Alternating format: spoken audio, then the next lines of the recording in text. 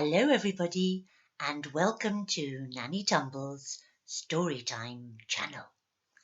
Today we are going to read a story about a young boy called George, and the title of the story is George Goes for Gold.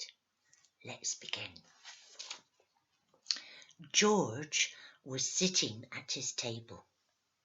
There were 5 other children on his table and 5 tables in total across the class. Each table had a colour, and George's table was orange. It was English, and the class was studying a poem.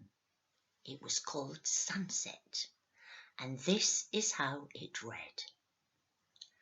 A nectarine blush caresses the horizon.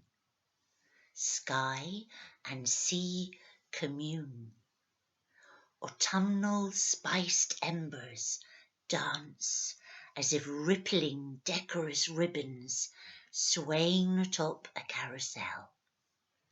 Human hunters snap their smarts. A majestic halo of beauty imprinted. Patience, a tempting break of dawn awakes. The learning objective was to write a brief précis, or summary in simple terms, of the poet's point of view.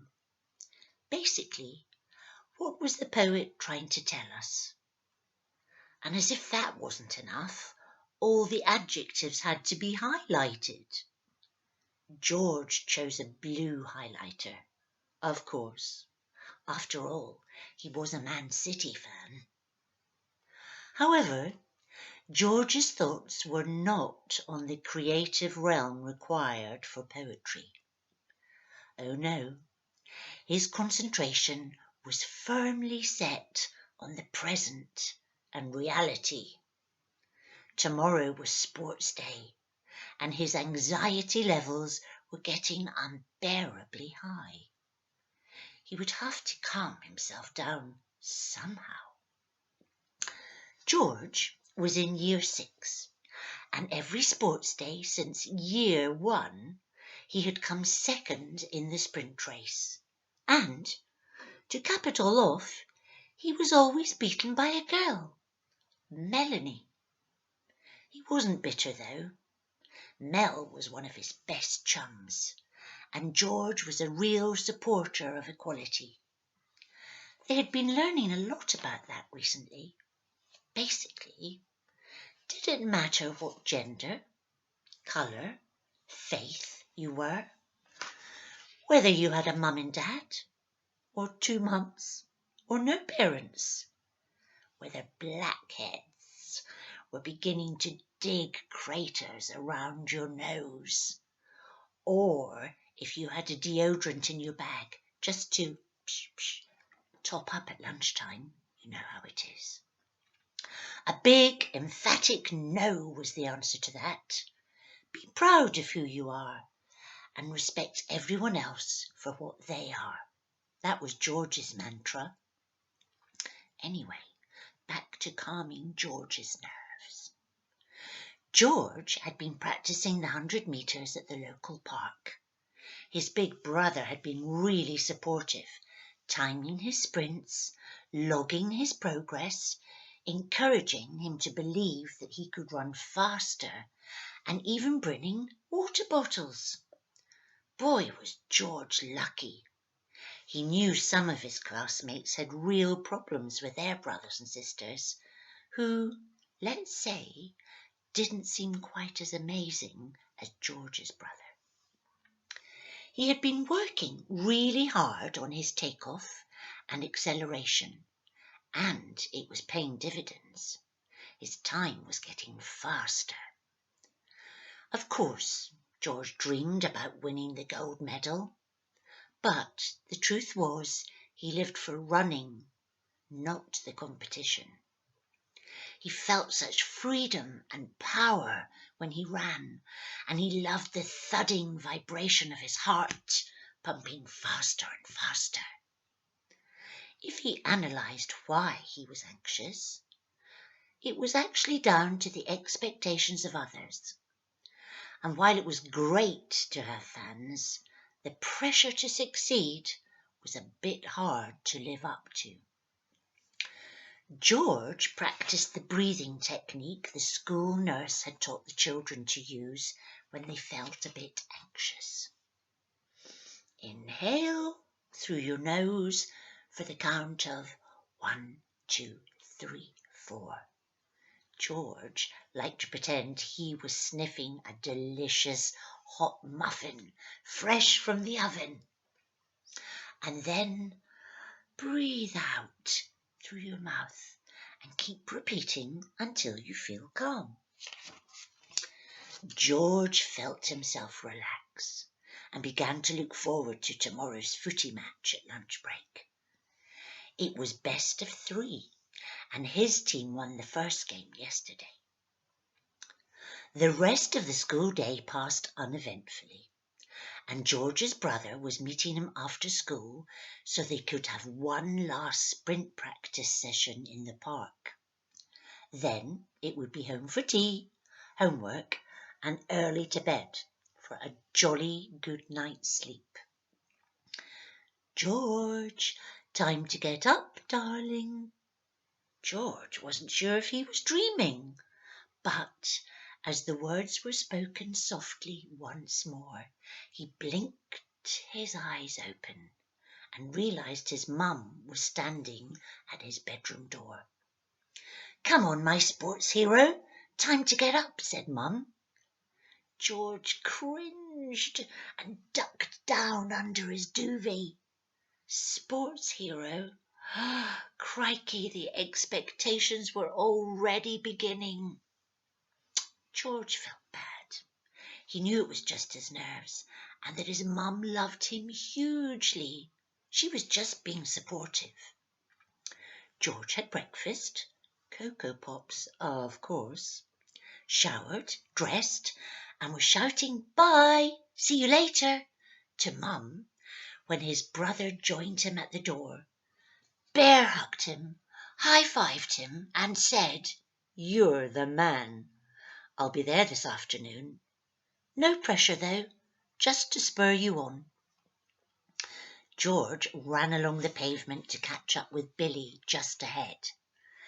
They had known each other forever and always walked to school together. "So," said Billy, "what do you think your chances are today? Going to finally beat Mel, our very own fastest girl on the planet?" George laughed. "You know me, mate. Happy just to run and run.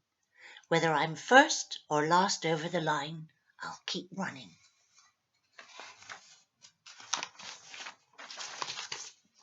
They chatted about footy and how their match would go at lunch break today. They agreed that they were going to make it 2 out of 3. Billy was the best goalie the school had ever had, and he was on George's team. Yay! The morning passed quickly. English, play, maths, packed lunch on the green, as it was a beautiful day, and the second of the best of 3 footy matches. Ronnie, from the other side, tried to score some scorchers, but Billy was there to save them all, and George's team won 2-0. Some of the members of staff on lunch duty and all of Year 6 cheered George's team. Best of 3, and you've won 2, so hey, you've won. As they all walked to the close-by playing fields for sports day, Years 5 and 6 were in the afternoon, George reflected on the footy match and recognised that it had not only energised him, but strangely calmed his nerves about the sprint race. He had already won something today. He had great chums, he loved his family, and schoolwork was going okay. He was kind of in a good place at the moment and looking forward to just running as fast as his long, lanky legs would carry him. Here it was, the final. George lined up with Mel and 4 other classmates. They had all won their heats, and despite trying their hardest not to look at each other, George caught Mel's eye, and she winked. He winked back, and they both shared a surreptitious smile. The PE teacher blew the whistle, and they were off. George knew he had a great take-off, and was just getting into his stride when he saw Mel to his left, just a stride ahead. He was focused, but could hear his classmates and all the parents cheering. He knew that his mum and brother were there somewhere in the crowd, willing him on. Thud, thud, thud. The rhythm of his heart was steady and comforting. He could feel the strength in his legs and arms as they thrust forward in harmonious unison. Images of the winged horse Pegasus dazzled his eyes, and he felt that he too was flying majestically, powerfully, freely. George was now no longer aware of who was in front of or beside him in the race, and he felt surge after surge of adrenaline fuel his legs. He felt elation as he drove his arms and his legs forward, and pure joy as his body worked as one with his mind. As if in a blink, he woke from his trance to hear the cheering of the crowd, and through the haze in his eyes, as if waking from a dream, he saw his brother walking towards him with outstretched arms, and his mum with tears in her eyes, mouthing, "My sports hero." The result was a draw. George and Mel hugged each other enthusiastically. What was better than winning the gold? Sharing it with one of your best friends. That's what. The end. I hoped you loved this story about George. And have a think about in your life if you've ever been in a position when you've wanted something so much and you've tried really, really hard to achieve it. And if you haven't managed yet, keep trying. So, bye from Nanny Tumble. See you next time, guys. Bye.